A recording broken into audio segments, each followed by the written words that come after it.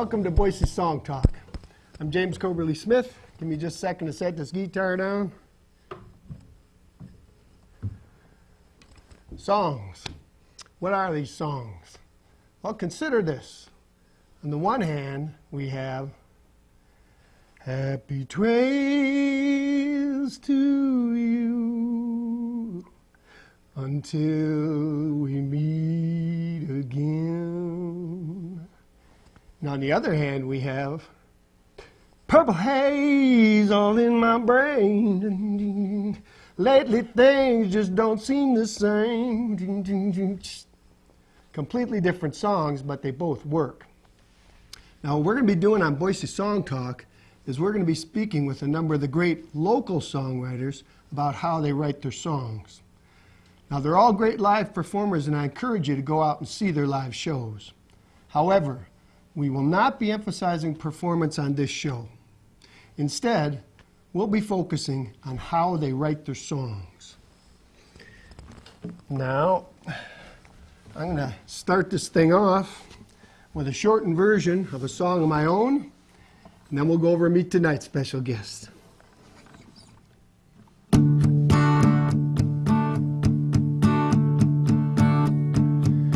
hero is gone, and I am so ordinary. What can you see in me, Marianne? The laughter is gone, but still you are smiling at me. What can you see in me, Marianne? Marianne, all I meant to do, Marianne, plans have fallen through. I've come this far with you, Marianne. I've got to follow through all of my life. Be it wrong, be it right, we'll unlock all we've held back for so long. And for once in my life, be it wrong, be it right, we'll unlock all we've held back for so long. The princess is gone, but still you're extraordinary. So much I see in you, Marianne.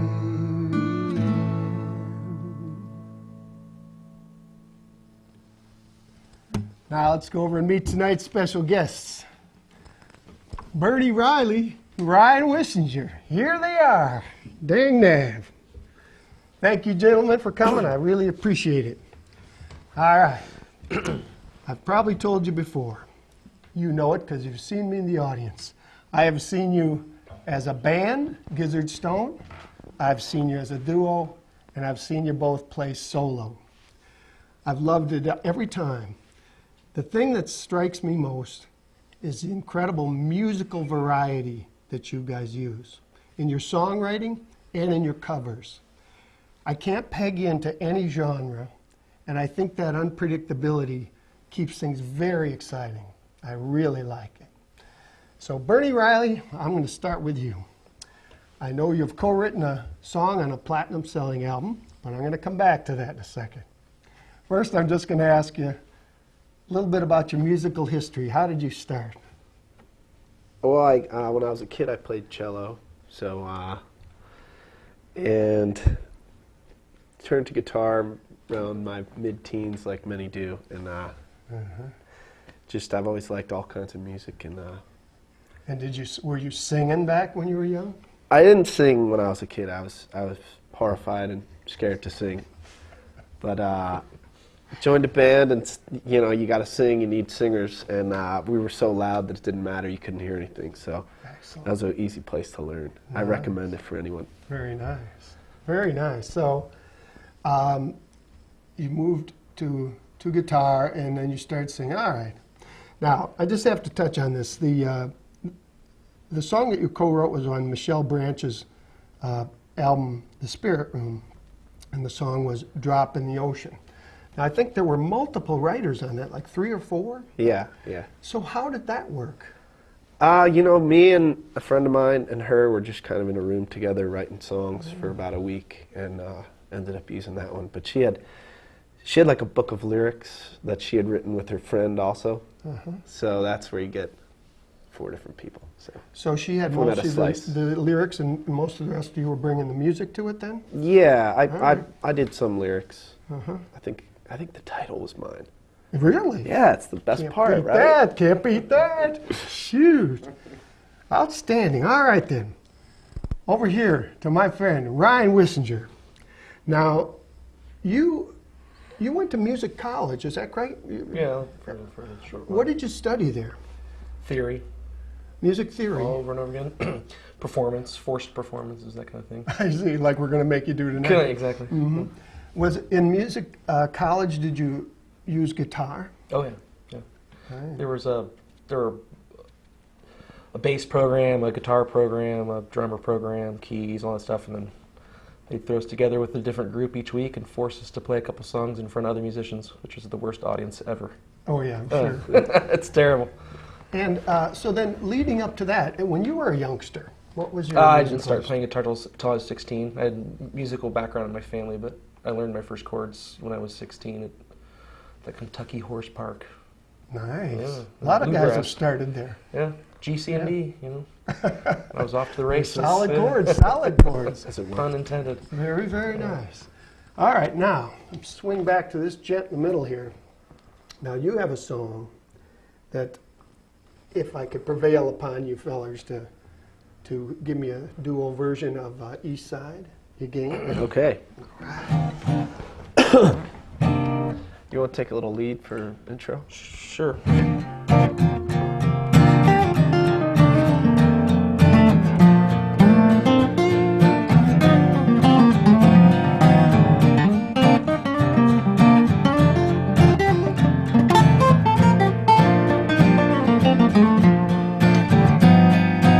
East side,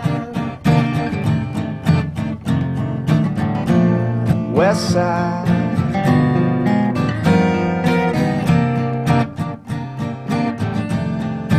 anytime,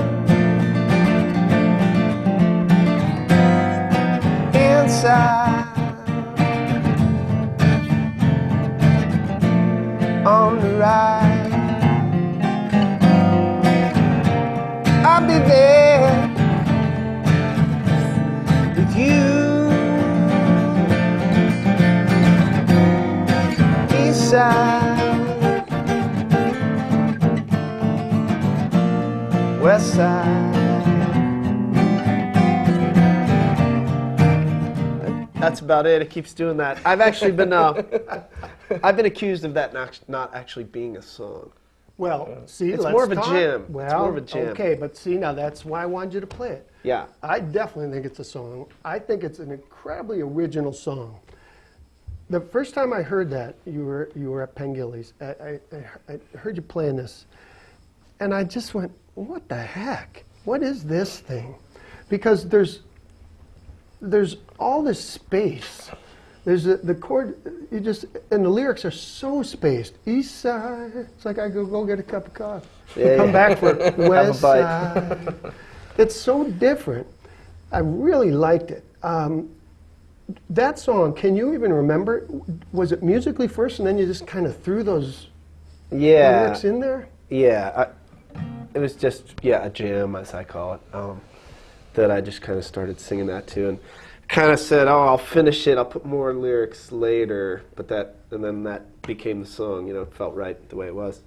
But yeah, that's actually not my preferred way to do it lately. I like to not even be around a guitar and just hear a song in my head and sing it and then figure out the chords later. That's right. Either way works, Yeah. but In terms of writing a song. you're Yeah. talking about. Yeah, I remember you saying that once. Yeah, that's very interesting. Because you said you can hear enough guitar in your mind. yeah. Yeah. I think it'll be a little more catchy if it's just a tune in your head as opposed to a musical idea. Uh-huh. But I like both too. Well, this song still, and the interesting part of this song too, back to the lyrics, again, it's so spaced, and I can go through the whole first verse and kind of be going, I'm not sure what this is, until I get to the last line where it's, I'll be there with you. Is that what it is? Yeah. Okay, to me, that then, it's the anchor that brings the sentiment into it for me. And it was just so original. I appreciate you playing some of it. It's a hook. It is a hook. It's Well, a it's hook. just, It was in my head for weeks when I first met Barry. I was like, which part of it? the whole dang thing. East side, just drive along. East side. Exactly. It's very cool. Very cool. Very original. That's it. Which doesn't surprise me. And very those were not- directional. It was directional. Oh yes. And that was not CG&E, was it? No, sir. That was augmented ninth backflip. Yeah. Hot shot. All right. Now, how about over there to you, my friend? Now, let's see. Tell you what. Grab your capo. Yeah. I was going for it. Go for it. I'd like to. We're going to do a little demonstration part of a song. We're not going to do a whole song here. Just give me your first. Sky was so blue, we had nothing to do. So we went back to the railroad track. I was walking next to you. You was walking next to me.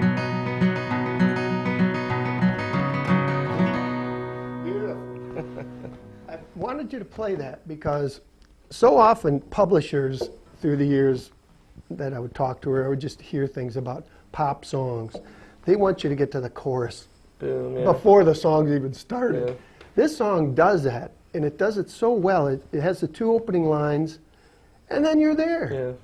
Yeah. And the chorus is beautiful. It's really nice melody. That's a two-chord song, though. Well, Which is fine. okay. Yeah. All right, so look at that. Yeah. Very interesting. I always thought it was kind of simple, but people like it, so. I think it's great. care Again, what's that? I care for it as He well. cares for it as well. I thought it was careful. Yeah. And you had told me once that was written about your dog. Yeah, she's out in the car right now. But okay, well, and that the weather's not hot, viewers. He's very good to his dog. No, I just went for a walk, and it was as simple as that. You know? Very cool. See, in the lyrics, I always thought I wouldn't know it's about a dog. Yeah, that was All kind right, and that's the other great thing. Except for that thing about chasing the shoe in the second verse. It could be a love song, except for that shoe thing. But girls of like course- shoes. They do. There could be a girl in a shoe. All right. So then, what the heck? How about a polka? That wanna do song a that didn't polka? wear you When in out. doubt. Give me a polka. When in doubt, bring the polka out. 2, 1, 2, 3, 4.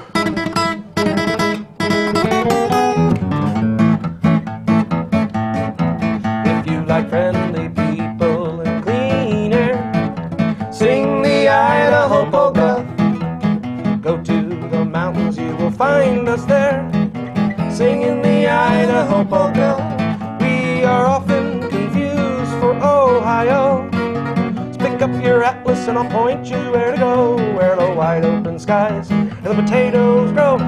Let's raise a glass of beer and we'll drink to Idaho. If you're a Vandal or a Bronco or from some school we all don't know, sing the Idaho polka. Or if you're from Pocatello and a friendly and a fellow, sing the Idaho polka. We are often confused for Ohio. Spin that globe and I'll point you where to go, where the wide open skies and the lentils grow. Let's raise a glass of beer and we'll drink to Idaho.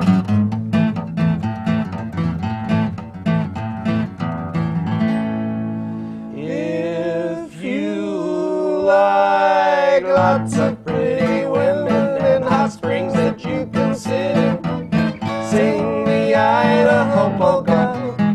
Snow-capped mountains by the loads, trout-filled streams and dirt roads. Sing the Idaho polka. We got Randy Weaver and lots of beaver. Do what you want, just leave my ass alone. There is no other state that is quite as great as supercalifragilisticexpialidocious. What did people write? One, two, three, four.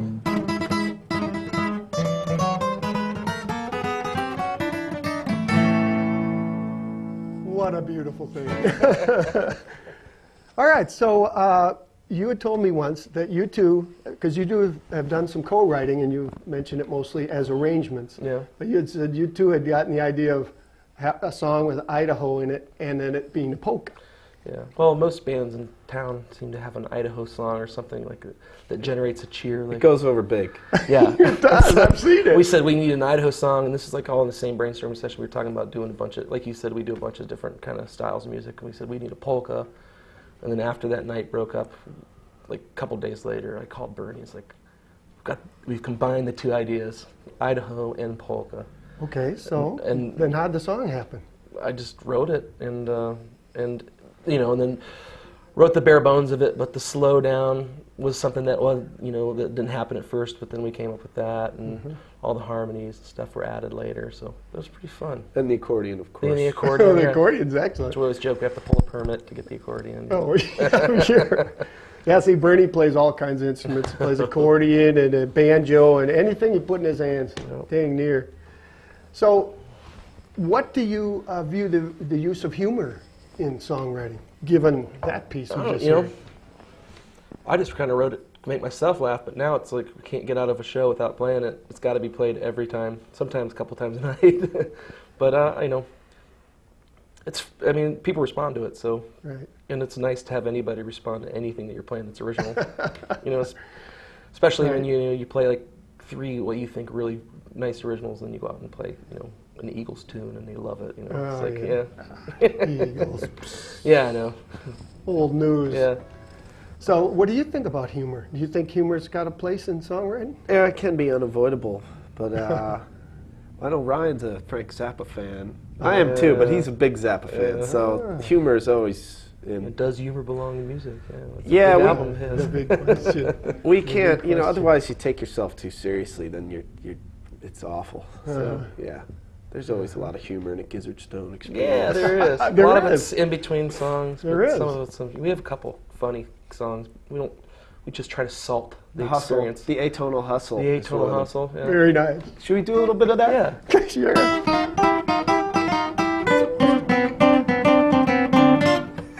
That's nice. You're onto something there. Atonal hustle. We wrote that. That's real nice. That's real nice. So, let's say, all right, I'll throw this to Bernie first. You can only listen to one artist, one writer for a whole month. That's all. Oh, Who just would a it be? month? That's it. Oh, that's okay. I thought it was going to be forever. Wow. Who would it be? I don't know. I could have different answers to that. I would say like the Kinks because I like the band and they have tons of albums I've never heard. Oh, all Or right. Frank Zappa, same thing. I've never All listened right. to all his albums. It's a It'd take a vast month. collection. It would Yeah. take a month. Yeah, yeah. So I wouldn't pick my favorites like Neil Young or the Stones because I've heard all their stuff. But Oh, okay, all right. but if it was for like what you can never listen to anything else, that'd be a different story. Right.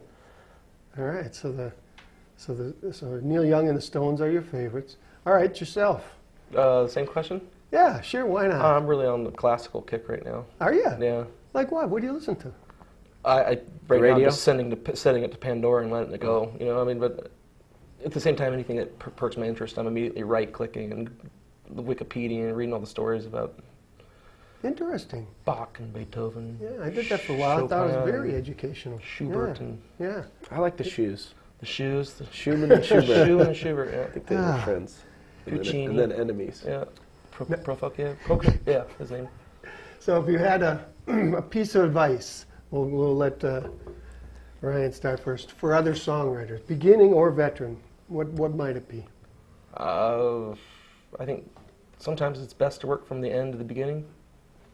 You know? Interesting. Have an end to what you want to accomplish, and then go backwards from there instead of just starting at zero and adding and being additive. sometimes you can figure, I want to write a song about this, and then you just, well, what's this about? And what are words that are this? And then you go like that. It's more like a writing style, actual literature style, I guess. Well, it's sort of what you did with Idaho Polka. Yeah, oh yeah. Just Okay, writing yeah. for effect, you know. Yeah, I remember you saying that once before. You said, well, I might have an idea of Civil War, and then and then you, all right, so that's an interesting thing. How about yourself, Bernie Reilly? I guess just to learn as many other songs as you can. I never get tired of learning more and more songs just because you always learn a new trick, you know, and a lot of people, I don't know if they know a million songs. They might just learn a couple chords and then write songs without learning a bunch. I think you gotta, the more you can soak up that way, you know, even if you write a simple song, it's a better simple song, I think, if you have all that background. Right. Yeah, I think you had said once it's like learning your vocabulary. If you're going to paint, you know, learning your what's in the paint box by doing that. Very interesting. So, how about songs coming in bursts? When you get song ideas, do you sometimes, is it just like a, you know, they come to you kind of constantly, same pace, or do you just suddenly hit these periods of time, a month or something, where suddenly 2 or 3 come at once? I'd say it's been a slow decline in material over the last 15 to 20 years. I'm on the rise still. Okay, He's on the rise. I'm cranking them out. Look out. Okay, Yeah. all right. I wrote another one the other day. Did you? Yeah, but it sounded like I was telling them before we started tonight. It sounds like something an 18-year-old would play, and I'm a long way away from 18. Well, I'd love to hear it I sometime. don't have enough distortion.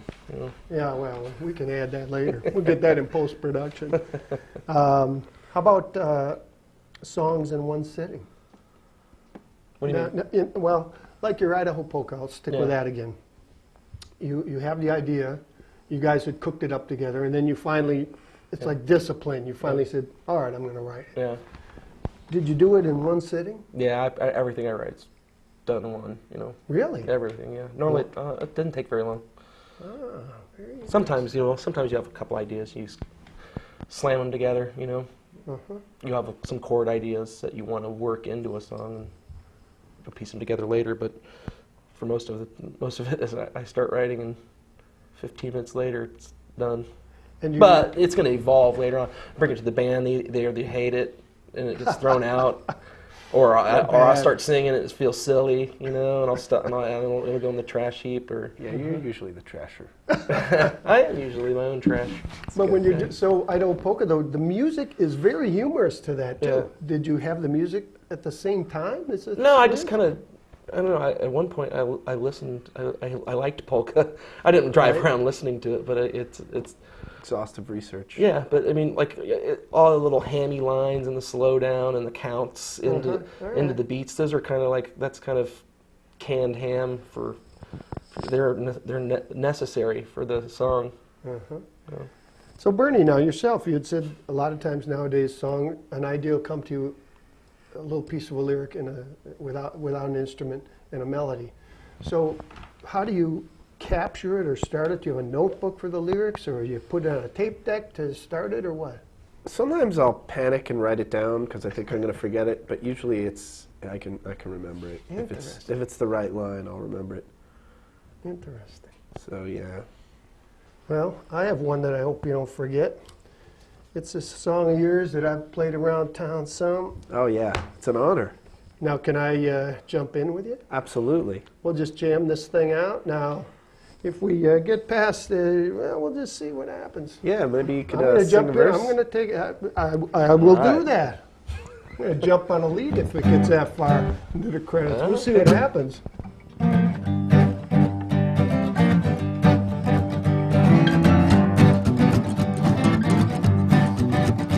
I come home in the morning, I've been working all night, and I heard that sound that I knew someday I might. I heard my back door slam. I heard my back door slam. Was it another man? Why did I hear my back door slam? Take it away, James. Call me the devil, you can call me a fool, but you crossed that line when you broke that golden rule.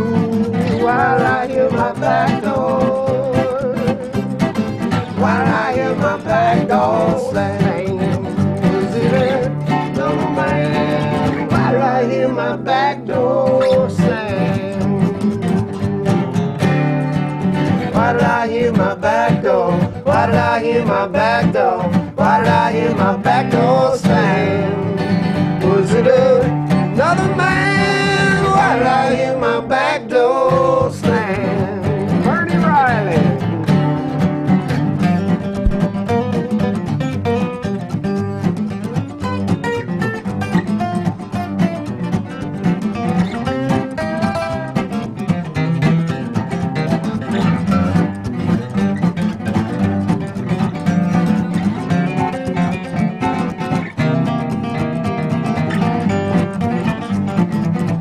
Wissinger.